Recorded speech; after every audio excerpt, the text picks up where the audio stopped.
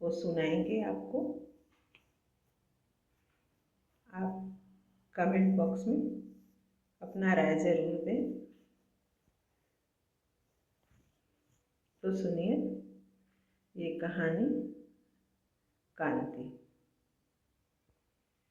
कांति भाई बहनों में सबसे छोटी थी।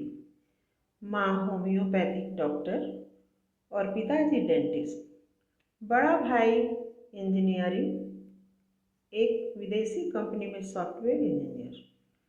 बहन एलएलबी कर हाई कोर्ट में वकालत कर रही है। कांति राजनीतिक शास्त्र से एमए कर रही है। बचपन से ही अन्याय के विरुद्ध आवाज बुलंद करती, इसीलिए मोहल्ले वाले उसे क्रांति को बुलाते। कांति प्रतिदिन सुबह सुबह एक कप चाय लेकर अखबार पढ़ने बैठती। कभी अखबार के पहले पृष्ठ पर तो कभी अखबार के अंदर बच्ची का अपहरण, बलात्कार और हत्या की घटना पढ़ने को मिलती। कभी पढ़ती कि एक बच्ची का अपहरण कर जिस्म के सौदागरों के हाथों बेच दिया गया है। यह सब पढ़ने के बाद उसके अंदर विद्रोह की आग सुलगने लगती। जब वह पढ़ती कि स्कूल से आती छोटी बच्ची से किसी मनचले ने छेड़खानी की है, मौके वारदात पर लड़की और उसकी सहेलियों ने कुटाई की है, तो वह बहुत खुश होती। पर उसकी खुशी अगले ही दिन खत्म हो जाती जब वह पढ़ती कि अमुक मोहल्ले की लड़की का अपहरण कर उसके साथ सामूहिक बलात्कार करने के बाद उसकी हत्या कर दी गई है। मृतक का अंग भंग शरीर नाले में मिला है। प्रशासन कुछ दिन तो हाथ पैर मारती, पर दबाव से पढ़ते ही केस को रफा दफा कर देती। कांति के कॉलेज की लड़कियों के लड़के अक्सर छेड़ा करते। बराबर हंगामा होता। यह देखकर उसका खून खौल उठता। एक दिन उसके मन में विचार आया कि क्यों नहीं एक दस्ता बनाया जाए जो ऐसे लोगों को बेनकाब करते हुए दंडित करे। अपना विचार उन लड़कियों के बीच रखा जो इसके विचार से सहमत थे। सबसे पहले केवल 5 लड़कियों का समर्थन मिला। इन लड़कियों के साथ मिलाकर एक संगठन बनाया गया। एक ड्रेस पहनने का निर्णय लिया गया। तिरंगा की तरह केसरिया रंग का दुपट्टा, सफ़ेद रंग का कमीज और हरे रंग का सलवार, साथ ही तिरंगे का बैच लगाने का निर्णय लिया गया। संगठन का नाम रखा गया तिरंगा गैंग। इस समूह की बच्चियां दूसरी लड़कियों के ऊपर हो रहे अन्याय के विरोध में आवाज उठाने के लिए, संगठित होने के लिए अपने संगठन तिरंगा गैंग में शामिल होने के लिए समझाती। धीरे धीरे यह संगठन विशालकाय रूप धारण कर लिया। कुछ प्रगतिशील नौजवान भी इस संगठन शामिल होते गए। नौजवान केसरिया टोपी, सफ़ेद शर्ट और हरे रंग का फुल पैंट पहनते और शर्ट पर तिरंगे का बैच लगाते। यह संगठन जहाँ भी लड़कियों का अन्याय होते देखता, प्रशासन के पहुँचने से पहले पहुँच जाता और आतताइयों को दंडित करती। इस संगठन की शाखाएं ग्राम पंचायत से राष्ट्र स्तर तक फैल गई। जब भी कोई आतताई और समाज विरोधी तत्व ऐसे पोशाक पहने लोगों को देखते, भाग खड़े होते। इसी बीच लोकसभा चुनाव की घोषणा हो जाती है। सभी दल संसद में अपनी संख्या बल बढ़ाने के लिए बड़े बड़े असामाजिक तत्व, जिसमें बलात्कारी भी थे, को अपने दल में शामिल कर चुनावी दंगल में उतारने लगे। इस संगठन ने निर्णय किया कि जन जन के बीच जाकर लोगों से आह्वान किया जाए कि किसी भी राजनीतिक दल के प्रत्याशी को अपना मत नहीं दें, क्योंकि ये सभी दल गुंडे, हत्यारे, अपहरणकर्ता, बलात्कारी को संरक्षण देने वाली पार्टी है। कांति के निर्देश पर संगठन के कार्यकर्ता दरवाजे दरवाजे जाकर लोगों को किसी भी राजनीतिक दल को अपना मत नहीं देने के लिए समझाने लगे। लोगों से कहते, आप अपना मत दे दें, मतदान केंद्र अवश्य जाएं, पर अपना मत नोटा को दें। जिससे राजनीतिक दल का अहंकार चूर चूर हो जाए। इस संगठन की बातों का व्यापक असर जनमानस पर पड़ा। चुनाव के दिन आम जनता अपने अपने बूथों पर जाकर नोटा बटन दबाकर नोटा को मत दिया। 2 दिनों बाद मतगणना आरंभ हुई। अधिकांश लोकसभा क्षेत्र में हर राउंड में नोटा बढ़त बना दी गई। चुनाव आयोग ने घोषणा किया कि आधे से अधिक लोकसभा क्षेत्र में नोटा की जीत हुई है। इसलिए दूसरे स्थान पर रहने वाले प्रत्याशी को जीत का प्रमाण पत्र देने का निर्णय लिया गया। इस तिरंगा गैंग का समूह राज्य निर्वाचन आयोग की दफ्तर का घेराव करते हुए दूसरे स्थान पर आने वाले प्रत्याशी को प्रमाण पत्र नहीं देने की मांग करने लगा। एक जत्था केंद्रीय चुनाव आयोग का घेराव कर तीसरा जत्था कांति नेतृत्व करते हुए राष्ट्रपति को ज्ञापन देने पहुंच गई। राष्ट्रपति को ज्ञापन देते हुए कहती है कि संविधान में स्पष्ट उल्लेख है कि जीता हुआ प्रत्याशी ही लोकसभा का सदस्य बनाया जाएगा। जीत नोटा की हुई है, मतलब जनता ने सभी राजनीतिक दल और उसके उम्मीदवार को नापसंद कर दिया है। ऐसी स्थिति में दूसरे स्थान पर आए उम्मीदवार को जीत का प्रमाण पत्र देने से जनमानस की भावना को ठेस पहुंचेगी। अतः आप स्वयं संज्ञा लेते हुए दूसरे स्थान पर आए प्रतिनिधियों का प्रमाण पत्र देने से रोकें। चुनाव आयोग ने जब से ईवीएम मशीन बनाई है, नोटा लाया है, तब से आज तक ऐसा परिणाम नहीं आया था। पहली बार ऐसा परिणाम आया है।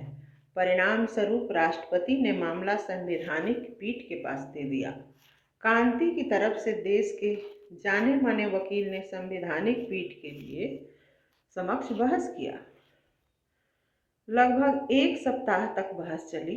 तिरंगा गैंग की ओर से वकील ने बहस करते हुए कहा कि तमाम राजनीतिक दल लोकसभा और विधानसभा में अपने दल की संख्या बल बढ़ाने के लिए असामाजिक तथ्यों को प्रश्रय देते हुए चुनाव में उतारते हैं। ये वही तत्व हैं जो हत्या, बलात्कार जैसे संगीन मामलों में जेल में कैद हैं। इनमें से कुछ तो जमानत पर बाहर आकर और कुछ जेल के अंदर ही चुनावी अखाड़े में अपने अपने क्षेत्र से उतरते हैं। जनता ऐसे जनप्रतिनिधि और सभी राजनीतिक दलों से परेशान होकर ही तो नोटा को अपना मत दिया और नोटा की जीत हुई है। ऐसी स्थिति में दूसरे स्थान पर आए उम्मीदवार को विजय घोषित करना गलत होगा, साथ ही जनमानस की भावना का अनादर माना जाएगा। संवैधानिक पीठ ने निर्णय को सुरक्षित रख दिया और एक सप्ताह बाद की तिथि और समय निर्धारित करते हुए निर्णय सुनाने की घोषणा करते हुए सभी जज अपने अपने कुर्सियों से उठ गए। नियत तिथि और निर्धारित समय पर पुनः संवैधानिक पीठ ने तिरंगा गैंग के दलील पर विचार करते हुए तिरंगा गैंग के पक्ष में सर्वसम्मति से अपना निर्णय दे दिया। आखिरकार कांति के संगठन की जीत हुई और संवैधानिक पीठ ने चुनाव आयोग को यह भी निर्देश देते हुए कहा कि जिस लोकसभा क्षेत्र में कुल पड़े मतों का 40% मत नोटा को मिले हैं, वहां किसी को भी विजयी होने का प्रमाण पत्र नहीं दिया जाए, क्योंकि शेष 60% मतों का विभाजन राजनीतिक दल और निर्दलीय उम्मीदवारों को पड़ा। मतलब साफ है कि किसी भी उम्मीदवार को प्राप्त मतों का प्रतिशत नोटा से कम है। मुख्य चुनाव आयुक्त ने जब लोकसभावार अध्यक्ष किया तो पाया कि केवल 25 उम्मीदवार ही जीते हैं। अतः संवैधानिक पीठ का आदेश का पालन करते हुए 50 उम्मीदवार को जीत का प्रमाण पत्र दिया, जिसमें 15 दलीय उम्मीदवार थे। शेष लोकसभा क्षेत्रों के लिए दोबारा 5 चरणों में चुनाव कराने का निर्णय लेते हुए चुनाव तिथि ने नामांकन पत्र भरने की तिथि, नाम वापस लेने की तिथि एवं मतगणना तिथि घोषित कर दिया। कांति की अध्यक्षता में तिरंगा गैंग की एक बैठक हुई, जिसमें यह निर्णय लिया गया कि हम लोगों को एक राजनीतिक दल बनाकर चुनाव मैदान में उतरना चाहिए। कांति को अध्यक्ष सह चुनाव प्रभारी, मालती को उपाध्यक्ष, लीला को कोषाध्यक्ष बनाया गया। सभी जिलों के लिए एक अध्यक्ष नियुक्त करने का निर्णय लिया गया एवं जिला अध्यक्ष को कार्यकारिणी की समिति में रखने का निर्णय लिया गया। कांति ने 11 प्रचारकों की सूची भी प्रकाशित किया, जिसमें कांति को अलावा मालती और लीला का भी नाम था। अन्य नामों में गंगा देवी, सुनीता, रुखसाना और रवि रंजन प्रमुख नाम था। एक सप्ताह बाद रविवार की शाम में कांति के घर अगली बैठक करने का निर्णय लिया गया। नियत समय पर बैठक आरंभ हुई। बैठक में सभी जिलों के अध्यक्ष उपस्थित हुए। बैठक में निर्णय लिया गया कि दल का नाम अखंड भारत तिरंगा दल रखा जाए और चुनाव चिन्ह एक हाथ में पुस्तक और दूसरे हाथ में लिए शस्त्र उठाए नारी को रखा जाए। सभी जिला अध्यक्ष को निर्देश दिया गया कि आप अपने अपने क्षेत्र से कर्मठ और जुझारू लड़कियों की सूचना एक सप्ताह के अंदर निश्चित रूप से पार्टी अध्यक्ष सह चुनाव प्रभारी के पास भेज दिया जाए। समय पर सूची आते ही योग्य उम्मीदवार की घोषणा करते हुए चुनाव चिन्ह भी आवंटित कर दिया गया, जिससे उम्मीदवार को संशय नहीं दे रहे। इधर कांति मुख्य चुनाव आयुक्त के दफ्तर में जाकर व्यक्तिगत रूप से मिलकर उसके दल को एक राजनीतिक दल के रूप में मान्यता देते हुए चुनाव दल को उनके दल का चुनाव चिन्ह की घोषणा करने का अनुरोध करती है।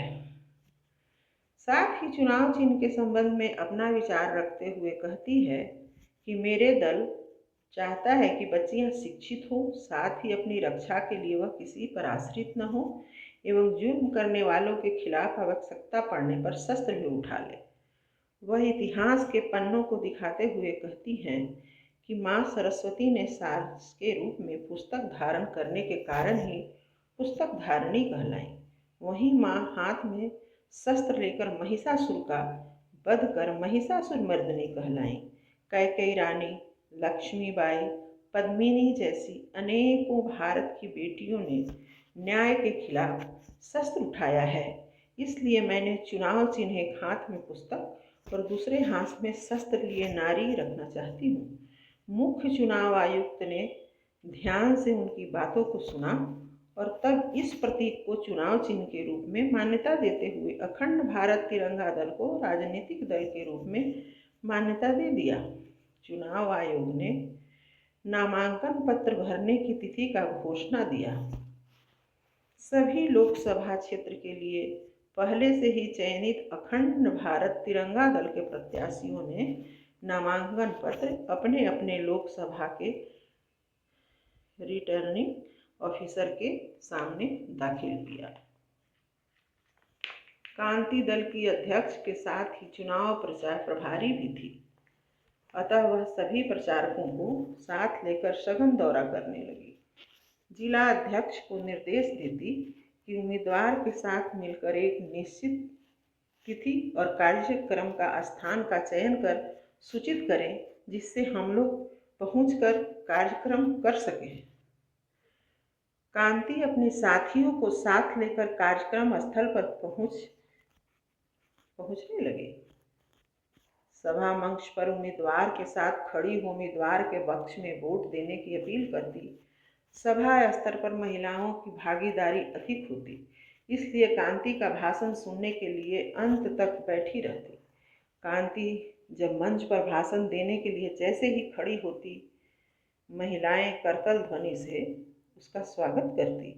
माइक पकड़ते ही बोलती, मेरी दीदी, आप अपमान, आतंक और डर के साए में बहुत दिन जी ली।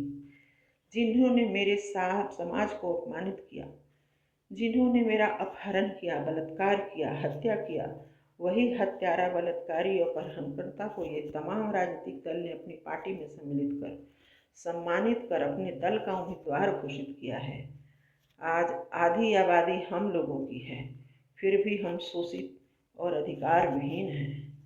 अभी कुछ ही दिन पहले एक छोटी सी बच्ची का अपहरण किया गया, बलात्कार किया गया और अंत में उसकी हत्या भी कर दी गई। समाचार पत्रों में आप लोगों ने पढ़ा होगा। मैं उस बच्ची का नाम नहीं बोल सकती क्योंकि नाम बताना भी अपराध है। मैं उस बच्ची को गुड़िया कहकर संबोधित कर रही हूँ। वह गुड़िया आज जीवित तो नहीं है, पर उस गुड़िया की बात को आप लोगों तक साझा कर रही हूँ। उसकी आवाज़ को मैंने 2-4 शब्दों में पिरोया है, जिसे आज आपको सम्मुख प्रस्तुत कर रही हूँ। गुड़िया कह रही है, हाँ, मैं गुड़िया हूँ, मोम की गुड़िया। मेरी तपिश में मिटा दिया अपने अस्तित्व को। तूने बार बार चीर हरण किया और मैंने बार बार अग्नि परीक्षा दिया। हाँ, मैं गुड़िया हूँ। तूने 100 टुकड़ों में बांट डाला मेरे तन को और 1000 टुकड़ों में बांटा मेरे दिल को। हाँ, मैं गुड़िया हूँ, हाड़ मांस की बनी गुड़िया। माँ, बहन और पत्नी मैं हूँ, सृष्टि की रचना मैं हूँ। पर तूने मेरे अस्तित्व को नकारा, बार बार एक वस्तु समझ मेरे शरीर से खेला और दिल भरने पर अग्नि के हवाले कर दिया। मैं एक गुड़िया हूँ, एक नन्ही सी गुड़िया। एक बच्ची के मुंह से निकले ये चंद वाक्य सभा में उपस्थित महिलाओं को झकझोर कर रख देता। कांति महिलाओं और युवतियों का आह्वान करते कहती, आज वक्त आ गया है, आप अपना बहुमूल्य मत अपने समाज की माताओं बहनों को देकर मतों की विजय माला उनके गले में डाल दें। और हम वादा करते हैं कि सत्ता ही नहीं, व्यवस्था में परिवर्तन कर ही दम लेंगे। जहाँ भी प्रचार में जाती, ऐसा ही ओजस्वी भाषण देती, गुड़िया के बात को जरूर सुनाती। परिणाम यह निकला कि जनता इसकी दीवानी हो गई और अखंड भारत तिरंगा दल को अपना मत देने का निर्णय कर लिया। सर्वेक्षण से पता चल रहा था कि सभी लोकसभा क्षेत्र में इसकी पार्टी बढ़त बनाती जा रही है। अन्य सभी दलों को यह समझ नहीं आ रहा कि इस लड़की और इसके दल को कैसे परास्त किया जाए। अंत में तमाम दल महिलाओं को लुभावने के लिए तरह तरह के लुभावने वादे करने लगे। 4 चरण का मतदान समाप्त हो गया। अंतिम चरण के लिए सभी दल जोर जोर से प्रचार करने लगे। इसी बीच एक अनहोनी हो गई। अखंड भारत तिरंगा दल के उम्मीदवार सृष्टि की हत्या राजनीतिक प्रतिद्वंद्विता के कारण कर दी गई। हत्या में राष्ट्रीय राजनीतिक दल के एक उम्मीदवार का नाम आ रहा है।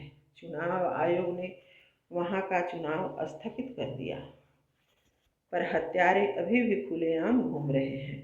हत्यारे को राज्य सरकार ने वायु श्रेणी की सुरक्षा प्रदान कर रखा है।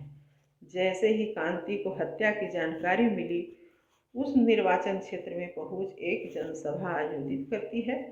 जनसभा में सबसे पहले सृष्टि को श्रद्धांजलि देने के लिए 2 मिनट का मौन रखने के लिए जनसमूह से अनुरोध करती है। पश्चाताप सृष्टि के सम्मान में 2-4 शब्द बोलते हुए कहती है, सुनो बेटियों, शस्त्र उठाओ, वक्त ने तुम्हें पुकारा है, महिषासुर मर्दनी बन जाओ, समय ने तुम्हें ललकारा है। अंग भंग करो दहशत गर्दों का, तोड़ो विषैले दांतों, काटो गंदी जीवा और फोड़ डालो गंदी निगाहों को। बोटी बोटी कर डालो जालिम शैतानों को। गूंगी बहरी है शासन और लाचार प्रशासन, दया की का आचना नहीं अब रन करो अपनी आत्मा के हत्यारों से। चलो बेटी अब शस्त्र उठा। अंतिम चरण की शेष सभी लोकसभा क्षेत्र में गुड़िया और सृष्टि की चर्चा करना नहीं भूलती और नारियों को आत्म सुरक्षा के लिए शस्त्र उठाने के लिए ललकारा करती। मतगणना के दिन अखंड भारत तिरंगा दल के उम्मीदवार अपने लोकसभा क्षेत्रों के मतगणना हॉल में निश्चित समय पर पहुंच गए थे। अन्य दलों के उम्मीदवार या उनके चुनाव प्रतिनिधि भी पहुंच चुके थे। मतगणना हॉल में मतगणना ऑफिसर अपने लिए आवंटित टेबल पर आसीन हो चुके थे। प्रथम राउंड में डाक मतपत्र की गिनती प्रारंभ हुई। कुछ ही लोकसभा क्षेत्र में कांति के दल ने बढ़त बनाया। अब ईवीएम की गिनती आरंभ हुई। अधिकांश मतगणना केंद्रों पर कांति के दल ने बढ़त बना लिया। किसी राउंड में मामूली अंतर से कुछ क्षेत्रों में पिछड़ती, पुनः अगले राउंड में कांति का दल बढ़त बना लेता।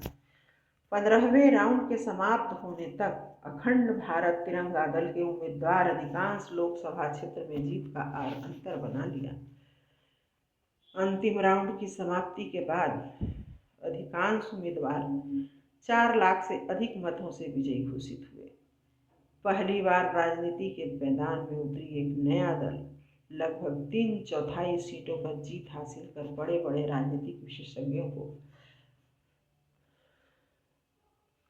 दावे को विफल कर दिया।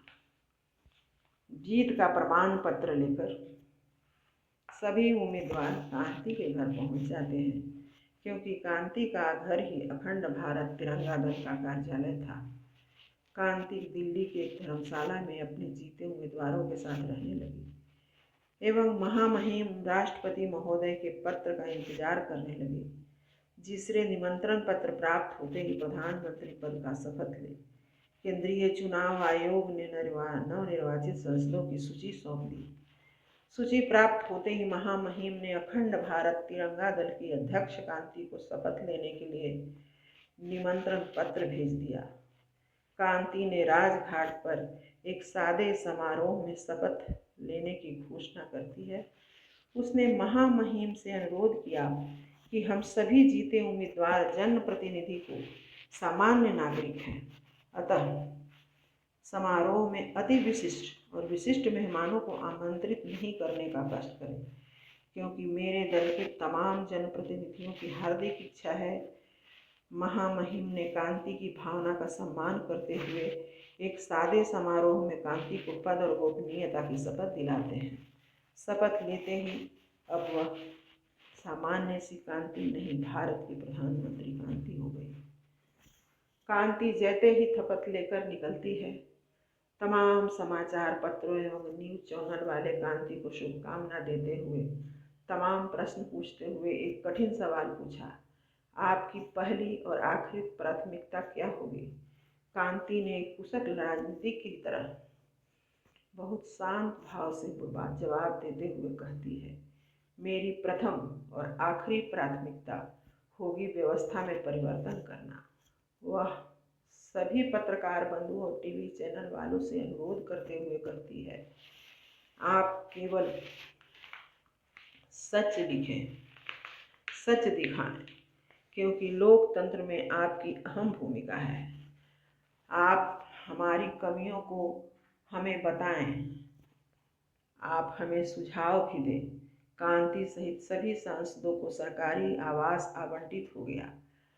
कांति सहित सभी सांसदों की सुरक्षा के लिए सुरक्षाकर्मी नियुक्त कर दिया जाता है।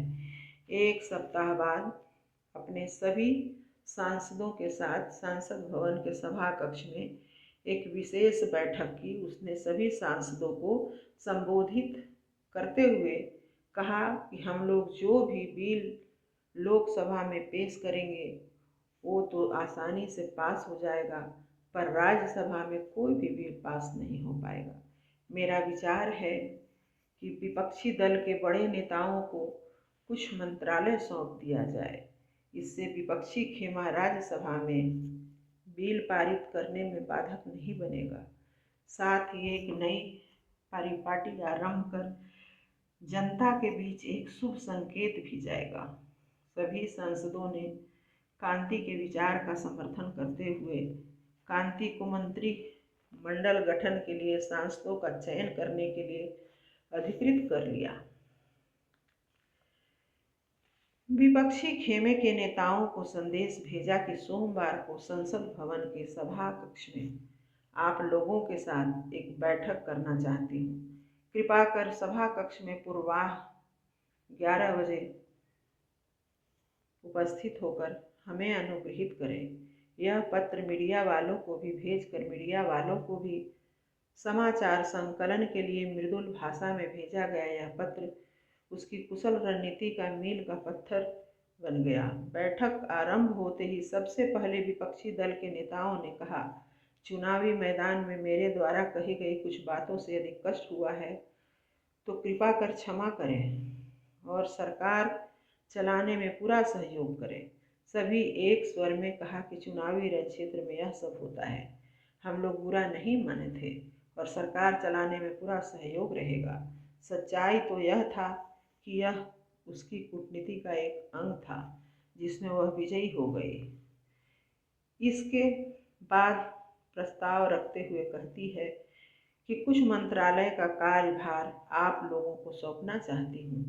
यदि आप सहमत हैं तो कतिपय वरिष्ठ सांसदों की सूची कल तक देने का कष्ट करें। सभी विपक्षी दल के नेताओं ने सहमति जताते हुए समय पर सूची सौंपने का आश्वासन दिया।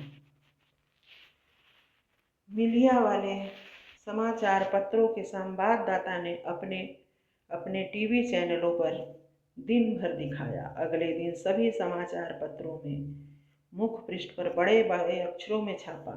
जनता रेडियो टीवी चैनलों पर सुना और समाचार पत्रों में पढ़ा तो वाह वाह करते हुए कहने लगी, वाकई यह लड़की कुछ करेगी। आज तक ऐसा प्रधानमंत्री नहीं देखा जो विपक्षी खेमे को भी साथ लेकर चला हो। विपक्षी खेमे से सूची प्राप्त होते ही एक सूची बनाई जिसमें 25 नाम उसके दल का एवं 5 नाम विपक्षी दल के नेताओं का था। सूची राष्ट्रपति महोदय को भेज सभी मंत्रियों को शपथ ग्रहण कराने का अनुरोध करती है। राष्ट्रपति भवन में खुले आसमान के नीचे सभी मंत्रियों का शपथ ग्रहण होता है। चुनाव में सबसे ज़्यादा 3 बार जीते सांसद को लोकसभा का प्रोटेम स्पीकर बनाया जाता है, जो सभी सांसदों को पद और गोपनीयता की शपथ दिलाते हैं। अब नए लोकसभा अध्यक्ष का चयन की प्रक्रिया आरंभ होती है। अखंड भारत तिरंगा दल का सांसद निर्विरोध लोकसभा अध्यक्ष चुने जाते हैं, जिन्हें अध्यक्ष की कुर्सी तक कांति ले जाती है। सभा की कार्यवाही आरंभ होती है। लोकसभा में अपना पहला भाषण देते हुए कहती है, मैं आवाज से यह वादा करती हूँ कि आप सत्ता बदलें, मैं व्यवस्था बदलूंगी। अब समय आ गया है, पुरानी व्यवस्था को बदलने में आप मेरा साथ दें। हम सभी जन सेवक हैं, जनप्रतिनिधि हैं। हम लोगों की जिम्मेदारी अपने क्षेत्र की जनता की जान माल की सुरक्षा करना है। जो पुलिस बल हम लोगों की सुरक्षा में है वह फालतू है एवं सरकारी धन का दुरुपयोग है। हम लोगों का सुरक्षा कवच हमारे क्षेत्र की जनता है। यदि हम सभी का प्रयास से क्षेत्रों का विकास होता है तो हमें भयभीत होकर सरकारी सुरक्षा कर्मी की आवश्यकता ही नहीं पड़ेगी। अतः आज से ही सभी सांसदों को सरकार द्वारा प्रदान की जाने वाली पुलिस बल को वापस लेने का मैं घोषणा करती हूँ। सभी विपक्षी दल के नेताओं की आवाज़ बंद हो गई, क्योंकि उसने कहा था कि यदि आप जनप्रतिनिधि हैं, आपकी सुरक्षा कवच आपके क्षेत्र की जनता है। कैबिनेट की हर बैठक में कोई न कोई क्रांतिकारी निर्णय लेते हुए आगे बढ़ती जाती है। इस बीच स्वतंत्रता दिवस में झंडोत्तोलन के बाद पहला भाषण देते हुए कहा कि आपकी चुनी सरकार संविधान में प्रदत्त आरक्षण नीति में बदलाव करने का विचार कर रही है। उसने कहा, जैसा आप जानते हैं कि बाबा साहब ने एक निश्चित अवधि के लिए जातिगत आरक्षण की वकालत करते हुए जातियों की भिन्न भिन्न उपजातियों का विकास पर बल दिया। मेरा ऐसा मानना है और शायद आप भी मानते हो कि समाज में मात्र 2 ही जाति है, पुरुष और महिला, जिस पर एक स्कूटर के दोनों पहिए के सही रहने पर ही सड़क पर सरपट दौड़ लगाती है। समाज की गाड़ी में 2 पहिए हैं, पुरुष और नारी। यदि एक पहिया सही नहीं रहेगा तो जीवन की गाड़ी सही नहीं चलेगी। आज भी नारियां कमज़ोर हैं। हम चाहते हैं कि आरक्षण की नीति में बदलाव कर सारा आरक्षण महिलाओं को दिया जाए। हो सकता है कि कोई आपसे कहे कि यह सरकार आपको प्राप्त आरक्षण छीन रही है, पर वास्तव में आरक्षण का दायरा बढ़कर हर द्वार पर जा रहा है। यदि आपके घर की बेटी बहू को यह लाभ मिलता है तो आपका परिवार, समाज और राष्ट्र विकसित होगा। अगले दिन संसद भवन के केंद्रीय कक्ष में तीनों सदनों की बैठक बुलाकर यह विधेयक पेश कर देती है कि जिस दल से सांसद को मंत्रिमंडल में स्थान दिया गया उस दल के सांसदों ने विधेयक के पक्ष में मत दिया, पर जिस दल के सांसद को मंत्रिमंडल में स्थान नहीं मिला वो विधेयक के विरोध में मतदान किया।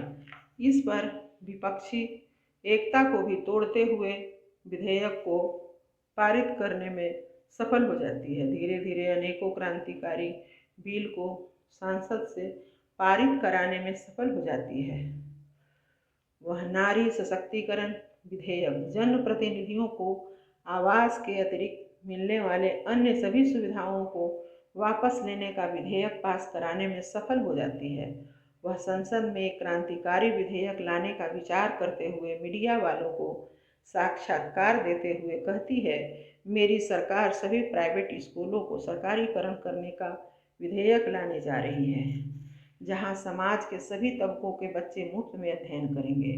बच्चों को मुफ्त में दोपहर का लंच भी दिया जाएगा। दूर देहाती इलाकों में भी सारी सुविधाओं से युक्त विद्यालय खोला जाएगा। निजी स्कूलों के प्रबंधकों को सरकार क्षेत्र के हिसाब से एक मुश्त राशि, आजीवन पेंशन और शिक्षा विभाग में सलाहकार के पद पर आसीन करते हुए वेतन भी देगी। न्यूज़ चैनल पर समाचार को देखते ही एक बड़ा खुशी का इजहार करते हुए एक जुलूस लेकर कांति के घर की ओर चल देते हैं।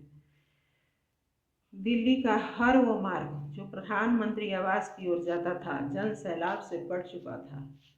पूरे भारत में कांति की तस्वीर लेकर लोग सड़क पर निकल चुके थे। खुशी में एक साथ होली और दिवाली मना रहे थे।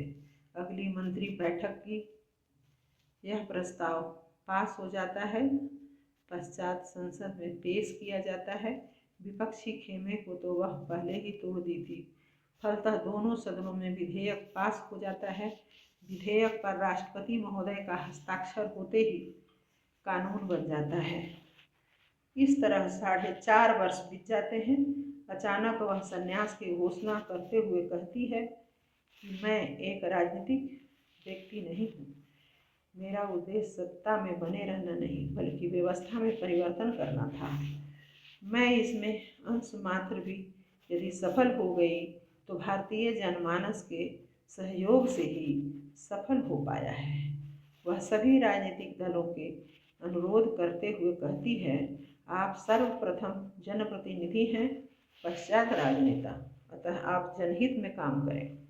संसद सत्र के अंतिम दिन विदाई भाषण में वह सभी राजनीतिक दलों को संबोधित करते हुए कहती है, आप कदापि यह नहीं समझ लेना कि कांति ने संन्यास ले लिया है और लोकशाही को निरंकुश किया जा सकता है, क्योंकि जब भी लोकतंत्र को गला घोटने का प्रयास किया जाएगा एक और कांति का जन्म होगा।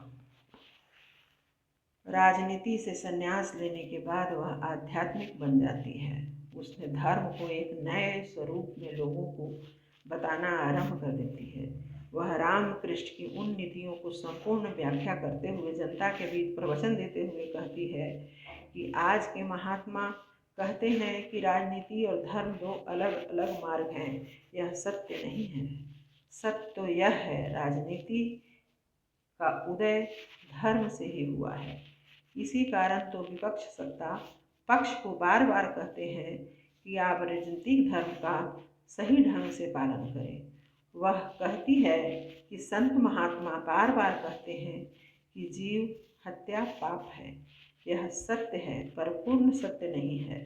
सबसे पहले तो आप यह जान लें कि हत्या और वध में अंतर है। अकारण किसी का प्राण हरण करना हत्या है।